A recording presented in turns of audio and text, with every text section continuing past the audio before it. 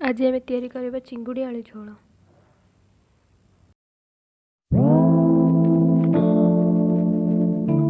प्रथम 300 ग्राम चिंगुड़ी नहीं जहाँ को भल भाव धोई भाजीदे। 3टी आलू नेवा एमती चोपा छड़े मीडियम साइज काटिदेवा। ताको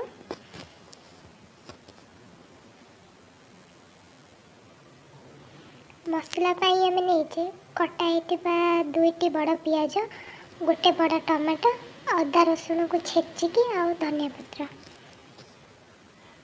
मसला आम नवा गोटे चमच जीरा गुंड, गोटे चमच लंका गुंड, गोटे चमच चिकेन मसला, गोटे चमच गरम मसला।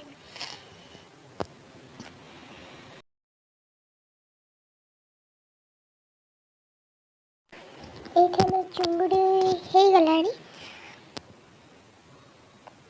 चिंगुड़ी को आम गोटे प्लेट को काढ़ीदे। देखो चिंगुड़ी मोर पूरा हो गला। तो आम चिंगुड़ी गोटे प्लेट को काढ़ीदे और से कड़ाई आम आलू भाज। देखो आलू आमर ए गोल्डन ब्राउन हो गला। आलू टिके सीझी तो आम गोटे प्लेट को काढ़ीदे। देखो आम आलू भजा और चिंगुड़ी भजा हो गला। एवं आम मसला तैयारी करवा, तरकारी तैयारी करवा। आम तो किछि तेल नहीं जीव से कटा हो रखिदेवा पियाज पकेवा।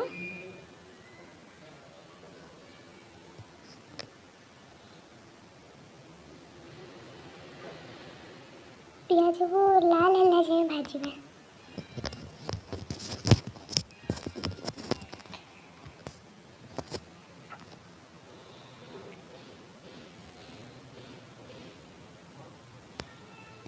देखो ये आमर पियाज लाल हो गला। तो आम रखिदेवा अदा रसुण छेचा को पकेवा।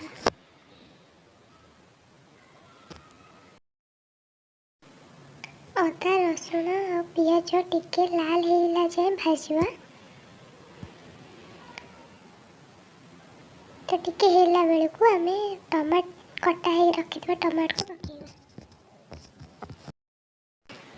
टमाटो सीझापी आम अधा चामच लुण पकेवा। आपण अपने स्वाद हिसाब से लुण पकई पारे। सब हो गला। टमाट भी मसला सहित मिसी गला। तो आम रखिथवा सुखा मसला को पकेवा। सुखा मसला पकईकी आम भल भाव गोलैदेवा। मसला न लगे आम किछि पानी दबा।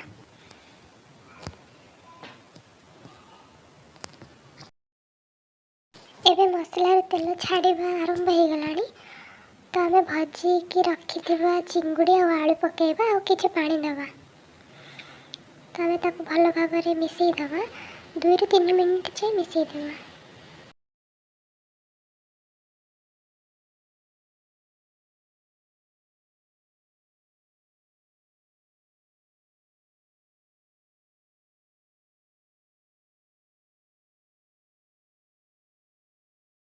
दुई ରୁ 3 मिनिट हो गला। चिंगुड़ी आलू भी मसला भल भाव कषि हो गला।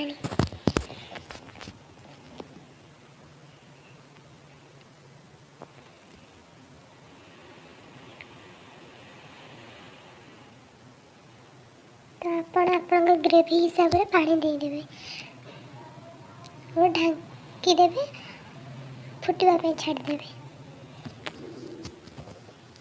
देखो मो ग्रेवी हिसाब से पानी दे आपड़ी झोल चाहते तो अधिक पानी दे पारे। तरकारी आम ए फुटीगला। तो आम काटिक रखिदेवा धनिया पत्र को ए तरकारी पकईदेवा। तो आम रेडी हो गला चिंगुड़ी आलू झोल। प्लीज़ मो चैनल को लाइक शेयर सब्सक्राइब कर देवे।